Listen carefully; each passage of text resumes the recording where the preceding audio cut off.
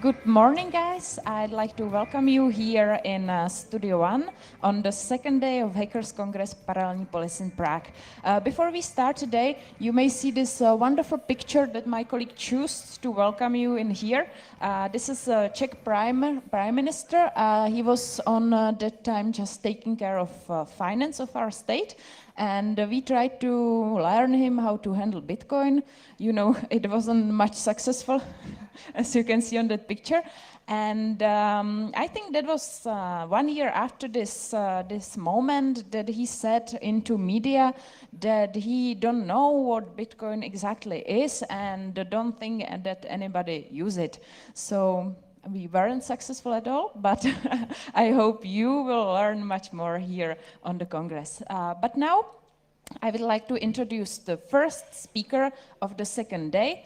And this speech will be more useful for crypto companies or if you are thinking about accepting crypto. So the speaker will tell you something more about how to do it regularly, if I say it right. And I think he will introduce more himself, but please welcome Pablo Coirolo in here. Hello. Well, first of all, I want to thank the organizers. This is the second year that I'm here, and it's really an honor to be able to present here in Parallelní Polis. I can never pronounce that correctly. I'm originally from Uruguay, South America. There you see the Crypto Bay Montevideo coming from there. But some 4 years ago, I got into Bitcoin in Berlin. With somebody who introduced me to it, which is here from Prague, Elena Vranova. You probably know her. She was the ex-CEO of Trezor. And meeting her in Berlin, I decided that definitely this is something that I wanted to do full time. A little bit from my background, I was CEO of Telefónica, the Spanish telco company in Uruguay. And I launched the first LMDS network there. And then I went from M&A to working to Nestle to 5 years. But my origins come from the beginning of the internet in 1992 in Washington, D.C. So when I discovered Bitcoin and I discovered this new technology, I definitely knew that this was what I wanted to do because this was the next wave. I participated in an ICO project, and one of the things that I was part of the ICO project was defining the jurisdiction. And let's say, how many of you have projects that are looking for jurisdictions?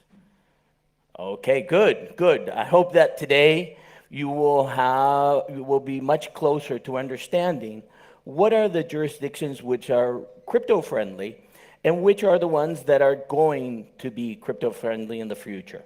Because I think that when you start a company, you start a project, this is probably the most difficult question to answer. Where do I start my company? Where do I establish myself? So the objectives of today, we have 3 objectives. First, to define and explain what a crypto-friendly jurisdiction is. Second, to understand the challenges of these crypto-friendly jurisdictions. And finally, I'd like to talk about creating a crypto-friendly jurisdiction through new power. And that's what we've done with Crypto Bay Montevideo. So let's just start with something that confuses many people is Bitcoin legal? Is Bitcoin not legal? What jurisdictions are friendly, which are not friendly? And in terms of the world, if you see, there's some countries that have created an absolute ban on Bitcoin, okay? And the reason what they've done it is they vary. Some of them, like Ecuador, because they launched their own cryptocurrency, which after a couple of years, they figured out that it didn't work out very well for them. Bolivia, also, because all of the issues that they had, they decided to ban Bitcoin. Others have to do with religious connotations, that they don't understand how this works with their religious connotations. And there's other countries that have implicit bans. What are implicit bans? An implicit ban means that it's not prohibited, but there are such regulations in the country that make it practically not viable to be able to work with there.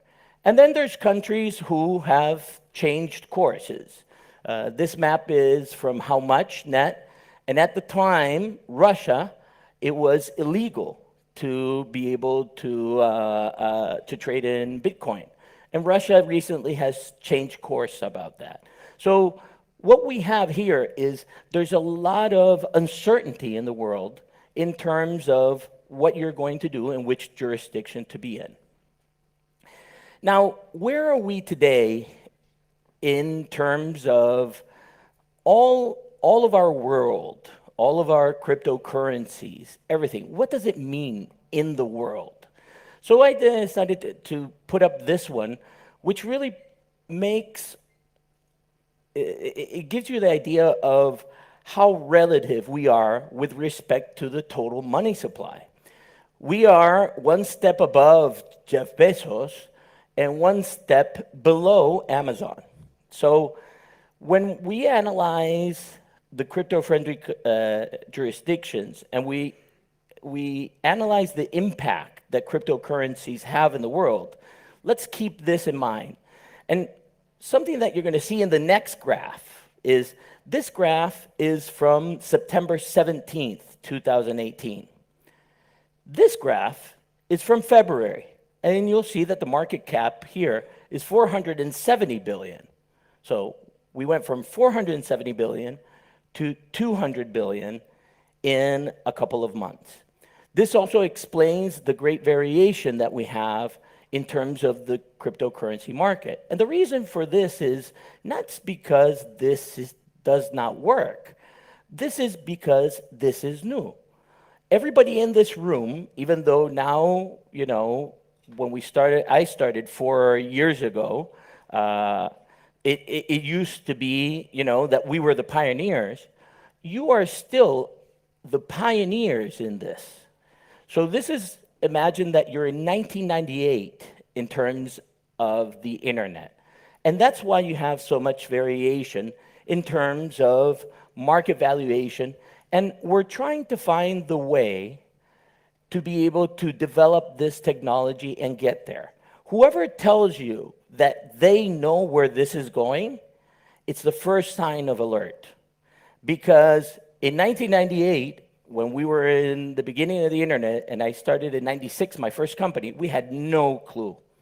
We have some idea that we are going to change the financial system because the financial system is changing. And this is why this one is important. Why are we getting so much pushback from the financial system? Why is the financial system really, closing bank accounts of any company that has the name crypto or Bitcoin? Well, if you have Bitcoin, forget it. There's no way that nobody will open a bank account for you. And that's because even though we are a little bit bigger than Bezos, we're starting to come to the size with the big players. So this is the market cap of JP Morgan. And this was our market cap in February. Now we're half of that, but we're still very close to JP Morgan. Bank of China, 188 billion. Bitcoin alone is 166 billion. Goldman Sachs, 100 billion. And the total of all the other Bitcoin Cash, Ripple, and everything, 170 billion. Morgan Stanley, 99. Ethereum, 90. So the banks are starting to realize that, hey, this is something that we definitely have to get on board. And you see the banks having huge departments of sometimes 80, 100, 150 people just dedicated to figuring out how this works and how they can be implemented and how they can be not overrun by this new technology. The other thing that's happening is that access to capital for innovation is changing drastically. And this is the issue of ICOs. Last year, in the same place with Tone, we debated if ICOs were good or not good, if they were a scam or they weren't a scam. And the truth is that ICOs, yes, there are many scams out there, but they are also the way that an entrepreneur can fulfill their vision and their dream without the interference of third parties. The question is, how do we regulate or how do we establish the rules to let the scammers out? So the scammers are out there in the open, and grandma, even though grandma doesn't invest in ICOs, does not fall for these scams. Now, many, all of you are probably going to have a conversation with a friend, with somebody, and they're going to come to you and they're going to say, you know what? Bitcoin is used for money laundering. Bitcoin is used for child pornography. Bitcoin is using all the energy of the world. So I looked and I looked until I found this research paper, and actually the source is under that, but I can share the source with you, but it's a report. It's like an 80-page report that takes information from every public information in terms of, for example, one of the big things is crypto mining is going to use up all electricity, and it's going to ruin the environment. Well, I got news for you. Gold mining uses a lot more energy than all of Bitcoin mining, plus the production of CO2 is incredibly bigger than what Bitcoin is. The other thing is crypto is being used for money laundering. Really, money laundering is still being done by the US dollar and the financial system, and they're doing it very well. So, no, Bitcoin is not being used for money laundering.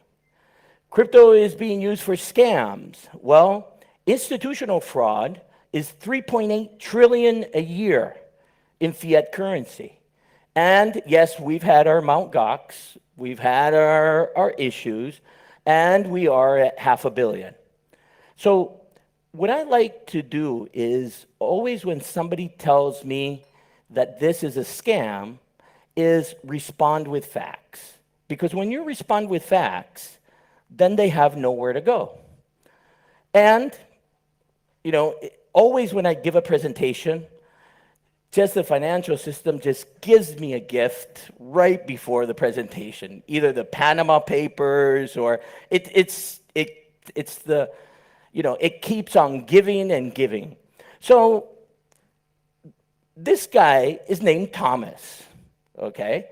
Thomas was the CEO of the Danske Bank, a very reputable bank that between 2007 and 2015 laundered $234 billion.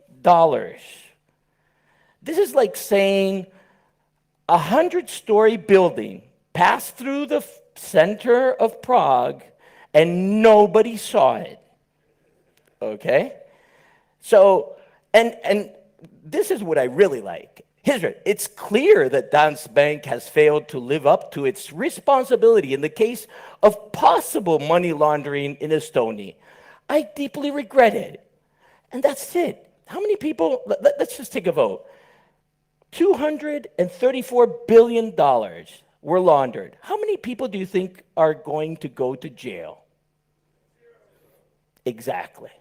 Now, listen, you use Bitcoin for something illicit and you go in for life because, we can't have money laundering on Bitcoin. And this is why it keeps on giving and giving, and it's on the day Danske Bank scandal aired, the market cap for all cryptocurrencies And I remember today, it was 1,977 cryptocurrencies, was $190 billion. So here are the sources, because the first thing that they're going to say is, nah, this is not true. Well, here are the sources of this that happens. So basically, with all this that I'm telling you, is there is going to be a big pushback for us to develop crypto-friendly jurisdictions, because the financial system is starting to feel really threatened. Really threatened because it's not complying what it's supposed to be doing, and it's technologically not providing the solutions to the world that it should be providing. So the combination of these two things are having that we are being attacked by all types of articles saying all that information that I told you, which is false. I read the other day, Bitcoin is going to use all the energy in the world, you know?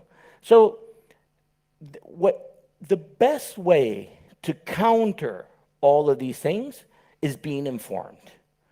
And once you have informed, and when you have the information, then you can sit down at a table with the president of any bank or any financial system, and when they sit down and say, well, you can't open your bank account here because we're scared of money laundering, show them a picture of Thomas. You know, say, you're worried about me? Really? You're worried about me? You should be worried about Thomas. Thomas is the guy you should really worry about. And it passed by through JP Morgan and Bank of America.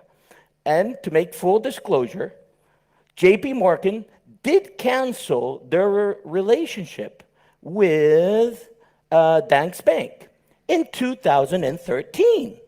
Now, it took them from 2007 to 2013 to realize that there was money laundering going through here. And there were many, many tattoos. So basically, what I want to say is it's going to be a difficult road. But there is light at the end of the tunnel. This is a proposed definition to what a crypto-friendly jurisdiction is. A crypto-friendly jurisdiction is a jurisdiction who embraces blockchain and crypto ecosystems and promotes the development of an environment where companies in the space can develop and expand their different business models. And this is very important because the thing is, you have to really embrace this new technology, and you have to be willing to work with the companies to develop sound business models. And we have come up with some of what are the building blocks. First of all, you have to have a vibrant ecosystem. You have to have people like you who are willing to engage in this new technology and are willing to develop new and innovative solutions for the world, be it in n number of places and n number of things. You need to have, I confess to you, I've changed this like 4 times before the presentation. I had put smart government intervention. I had put a whole bunch of things. And at the end, the word that comes out the best is positive government support. Because not all government support is good. When you have positive government support, it's a government that really understands and is willing to take the risk to go out there and be exposed. Because all of this information that I was telling you out there coming against what this new technology is going to do is by all of them who are being threatened by it. Also, aligned financial system. The financial system is not aligned with this. They are fighting it all ways that they can. So what we're trying to figure out now is how slowly parts of the financial system is starting to align with this new technology. Also, a proactive regulator. A regulator that's not scared to experiment. It's not scared to try out new things because they are convinced that this is the new wave. And finally, legal certainty. Because most of the jurisdictions today, and I'm sure most of you who raised your hand, you go, you sit down with a lawyer, and they say the famous words, well, it depends. So this is what all of the new companies are really looking for, to have legal certainty of what we do. So what do we have now? Lack of clarity. That's what exists in all of the different jurisdictions. What I'd like to do now is bring a little bit of clarity into the different jurisdictions. So these are some, this is by no means everyone. These are the ones that I have picked out as jurisdictions that aspire to be crypto friendly. Okay? So we have Barbados. In last year, I was with the Prime Minister of Barbados, and they are wanting to really become a crypto-friendly country. They have an insurance industry, and they're trying to expand into crypto.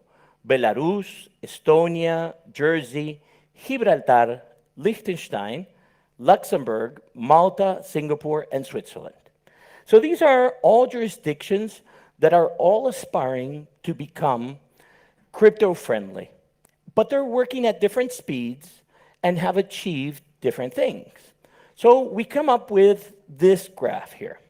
And this graph, what it tries to do is take the 5 elements that we have talked about, what it takes really to be crypto-friendly, and we started classifying each one of the countries. The first thing that all of these jurisdictions have is, yes, the government decided that they want this to happen. Not quite sure in everyone how, but they want to become crypto-friendly jurisdictions. In terms of ecosystems, some of these jurisdictions already have vibrant ecosystems. In Estonia, there's a big development in terms of healthcare records. And the government has established to be able to start with healthcare records there. In Gibraltar, also, there's a vibrant community that is, there's already different exchanges, different companies that are set up there. We have Liechtenstein, and a disclaimer, I have my company in Liechtenstein. So I have my company's Light 47, and we've selected Liechtenstein as the jurisdiction. So I want to make a disclaimer because you'll see everything is green there, so then we'll have the limitations of each one. Luxembourg, Malta also has, if you start seeing in the ecosystems, you see that the Gibraltar, Liechtenstein, Malta, Singapore, and Switzerland are the ones that really have vibrant ecosystems. Switzerland with Crypto Valley, everybody knows Crypto Valley Souk? No? Yeah? Good. We have there Luca from Switzerland. Proactive regulator. I can't explain the importance of having a proactive regulator. A regulator that's willing to try new things. In Switzerland, FEMA has really been one of the regulators that has given the space for the community to grow. The same has happened in Liechtenstein with the FMA, by establishing a sandbox approach. They call it the regulatory lab, where companies can come and say, this is my project, this is my idea, this is what I'm going to do, and they say, you know what, this is okay. You can get a legal opinion. And any of you from the States? States? Okay. Have you tried to get a legal opinion in the United States? Okay, that I'm not going to say any comments about that. So half my family's American, so. Um, but there's countries that you just can't get a legal opinion. You try to get a legal opinion, and it's impossible. But they'll charge you $100,000 to sit down and talk to you about it, but they will not put it down on paper. Now, in jurisdictions like Switzerland, Liechtenstein, and Gibraltar, you can get a legal opinion about if your project fulfills the requirements that are needed to do this legally in the country or not. And I think that's one of the most important things, because the worst thing that you can have when you start a company is legal uncertainty. Am I going to have the regulator on my back right after I launch? So this is one of the criteria that we think is very, very important. And finally, last but not least, is aligned financial system. And this is the very important, can I get a bank account? Because we are all crypto companies, and we can deal with, but at the end of the day, you're going to have to pay a salary. You're going to have to use fiat. And when you need to use fiat, you need a launching pad where to be able to do it. Today, it's the banks. In the very near future, you will have other options that are quasi-banks. But this is very important because most of these jurisdictions, even though they give you legal certainty, it's very difficult to get a bank account. One of the advantages that we have in Liechtenstein is we have Bank Frick, which is a bank which is really turned into a crypto bank. Bank Frick was a private bank that decided to fully embrace the crypto and blockchain ecosystems. And if you go there with a project, you can actually get a bank account, not only in fiat, but also in crypto, which is something very rare. There are other places which are starting to move. That's why I put here Gibraltar, Malta, and Switzerland in yellow, because thanks to the effort of the ecosystem, banks are starting to look to open bank accounts for crypto companies. They're doing it with a very, very strict criteria. That's why I put them in yellow, because yes, you can open a bank account, but one of the banks in Switzerland who declared that they're opening bank accounts has opened 2 bank accounts so far for crypto companies after doing a very, very long process. Now that's going to get better. There are going to be other banks that are getting in. Slowly, they're starting to see that they either get on board or there's going to be other solutions that are going to substitute what they do. So this is getting better, and I am sure by next year we're going to have green check marks in most of the jurisdictions. So this is not a plus or minus. What this is evolution, and how each of the jurisdictions is evolving to embrace the crypto and blockchain scene. So a little bit about the 4 jurisdictions which had green and yellow arrows all the way to the bottom. We have Liechtenstein, Switzerland, Malta, and Gibraltar. And when I talk about public support, this is what I call public support. Malta's prime minister got in front of the United Nations and said, we have launched ourselves in the blockchain island and being the first jurisdiction worldwide to regulate this new technology that previously existed in a vacuum. That's positive government support. I mean, if you're going to do it and do it in front of the United Nations, okay, you're definitely in on our ecosystem. This is the Prime Minister of Liechtenstein, Adrian Hassler, also announcing the Blockchain Act. So you start seeing this tendency to really, really positive approaches to blockchain and crypto. In terms of legal certainty, each of the jurisdictions has taken a different approach. For example, Gibraltar. Gibraltar decided that it is not going to bring a full regulation. What it has is they have 9 principles. So they have a principle approach. They have 9 principles, and if you're going to do a blockchain or crypto project, you must explain to them how you are going to fulfill those 9 principles. So that's an interesting approach, because they say, this is what you need to do, you show me how you do it, and you need to have approval. In Liechtenstein, we've taken another approach. The approach that we've taken is the world is going towards a token economy. So this token economy represents everything that we do, all interactions. It's not limited to a cryptocurrency. It's not limited to a certain blockchain. It's really everything that we're going to do. All the interactions that we do today are going to be tokenized.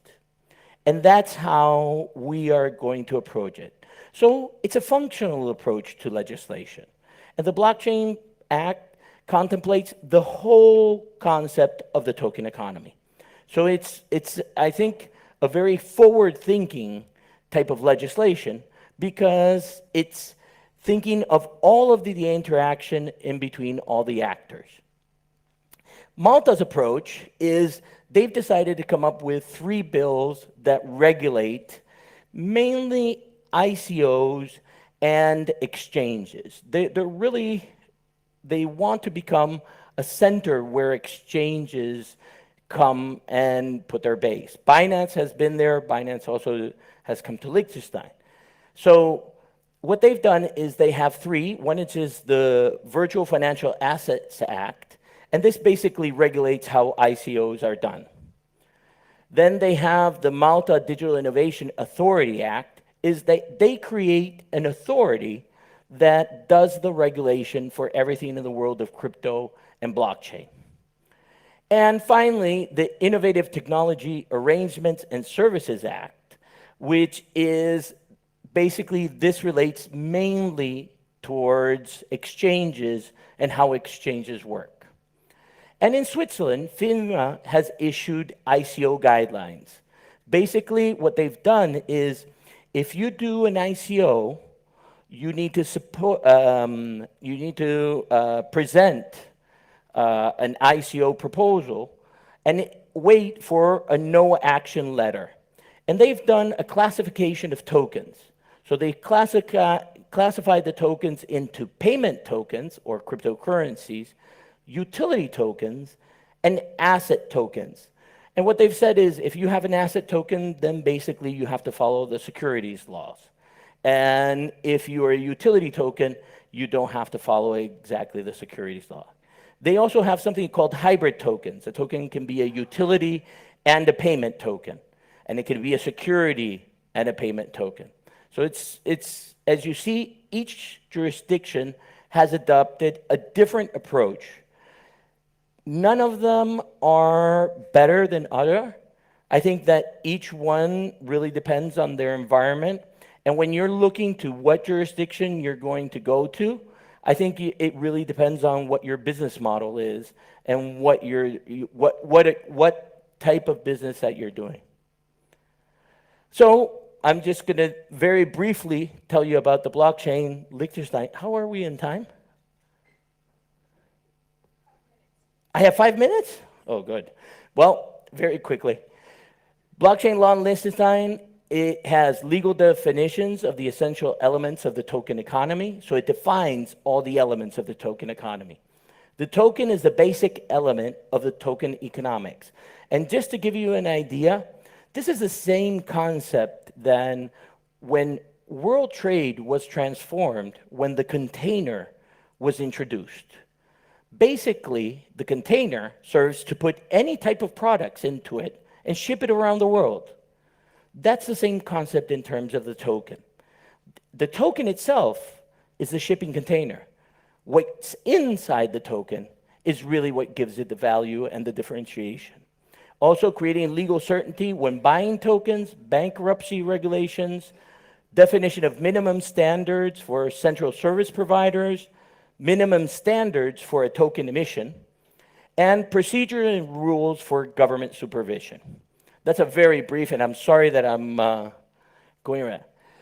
What are the main challenges of all of these jurisdictions? Remember, these 4 jurisdictions are all European. One is the regulatory framework, is that it's so diverse that at one point there's going to be the European Union wanting to unify all of these different concepts. The second is the alignment of the financial system. It's very, very difficult to get all the banks on board. But now, recently, Switzerland, the Crypto Valley Association and the Association of Banks of Switzerland have come together to create guidelines so banks can open bank accounts for blockchain and crypto-based companies. And the most difficult one is immigration from non-EU countries. And this is the little secret that if you are not from an EU country and you try to get residency in any of these jurisdictions, unless you have a sufficient amount of millions of dollars or pay $300,000 in taxes, you're not going to be able to get your residence. So that is an issue. And that's why we launched Crypto Bay Montevideo. Because what is Crypto Bay Montevideo? I know I have 5 minutes. I have here, she's controlling me there. What we started looking is, okay, immigration is an issue. So how could we unite 2 jurisdictions to be able to co-develop this new ecosystem? And I started looking in Liechtenstein about, my father always says, before you propose something new to somebody, study their history, okay? So I went back to start looking, and I found that Uruguay had a double taxation agreement with Liechtenstein. And Liechtenstein's largest financial institution had been in Uruguay for the past 10 years with its Latin American Operations Center. So, as I said, I'm originally from Uruguay. My mother's Italian, my father's Uruguayan. So I decided to look at Uruguay, that I knew had a very important software development community. Just to give you an idea, Uruguay, we're this little country right here in South America. I know it's fairly small here. We're roughly twice the size of the Czech Republic. We're 176,000 square kilometers, 3 million, and 21,000 GDP. It's, in Latin America, considered the Switzerland of Latin America. We're number 1 in transparency, democracy, equity, blah, blah, blah, all the different things. But the most important thing is we also have one of the largest digital infrastructure in Latin America. 50% of every household in Uruguay has fiber optic coming to it. And we have the highest download speeds of all of Latin America. And we have one thing that was very, very interesting to me, is that we are the first country in the world to provide every school child from 1st grade to 12th grade a computer. And all of the curriculum is developed on the computer. And here you have, it's the famous One Computer, One Child program. We have 300,000 children in schools that are basically becoming digital citizens. They do all their science, their math, everything on the computer. There's even a TV channel where this is developed. And this means that every year we have 50,000 students who will graduate potential programmers. So put all this together and decided to create the bridge between Uruguay and Latin America. But how do you do it? So I was invited to speak at 2 conferences in Uruguay. And after speaking at both conferences, I definitely found out that this was, you see her behind me, right? Yeah. I feel her presence there. Um, we'll be five more minutes and we have. So basically what I decided was that, yes, the moment was right to launch Crypto Bay Montevideo. And I launched it like this. This was Crypto Bay Montevideo, just an idea. And the concept that I used was, I was invited to a talk by Henry Timms. How many of you have heard of New Power? New Power? Okay, that just give you a really brief. What New Power is, in the Oscars of last year, there were 2 people that were thanked in equal amount of times by all the artists. One was Harvey Weinstein, and the other one was God. 7 months later, a group of women, 7 women, were able to bring down the equivalent of God throughout the United States. And this started, I started thinking, how can I use this new power to develop the crypto-friendly ecosystem in Uruguay? And what came to me? Let's use the concepts that we use and that we believe in. We believe in the structure of nodes, the resilience of nodes. So what we did was, I did the first meetup of Crypto Bay Montevideo, and I created this t-shirt, and I decided to go out and start recruiting people to be part of Crypto Bay Montevideo. And what are we? We are promoters of blockchain crypto ecosystem in Uruguay. We believe in 3 principles: decentralization, radical transparency, and inclusion. We are not an organization. We are not, we don't have a legal background.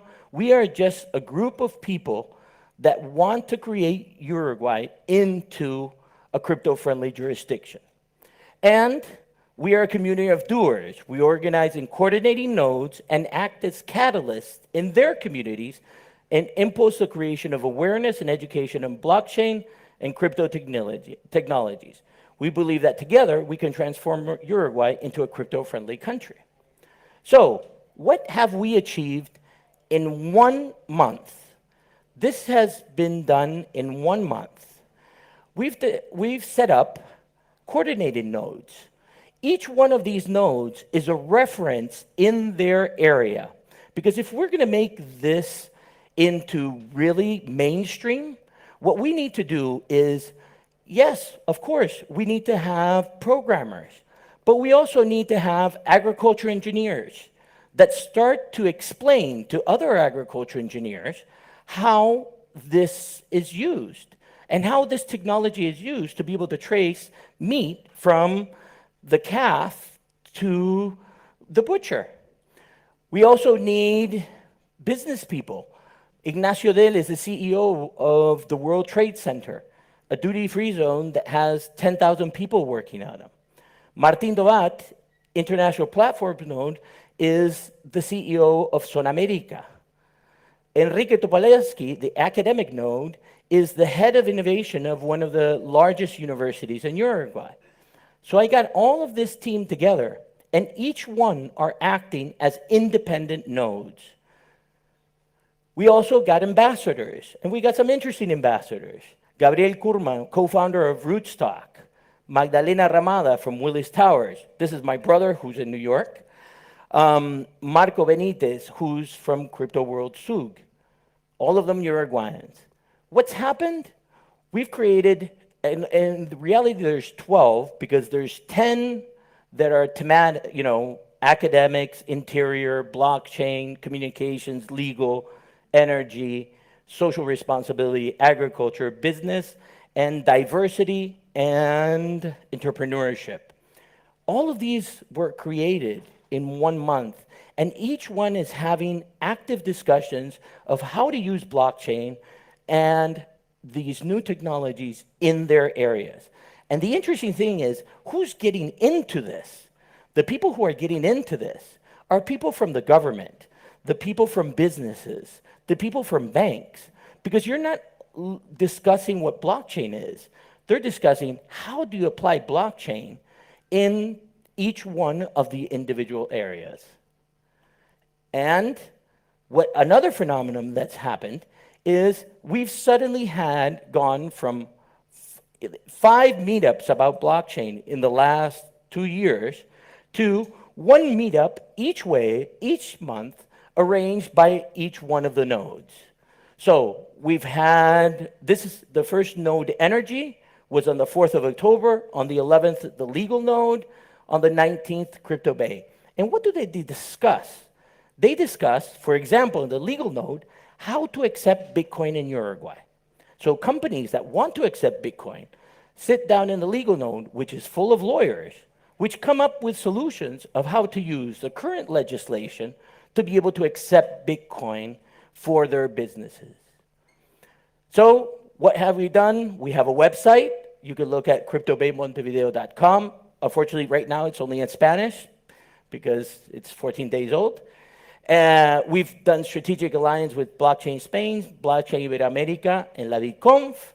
And next week, we are launching our podcast of Crypto Bay Montevideo. We also went to the Parliament of Uruguay and started talking to the legislators and the senators of how to apply this for each one of the areas. We didn't go to the technology area.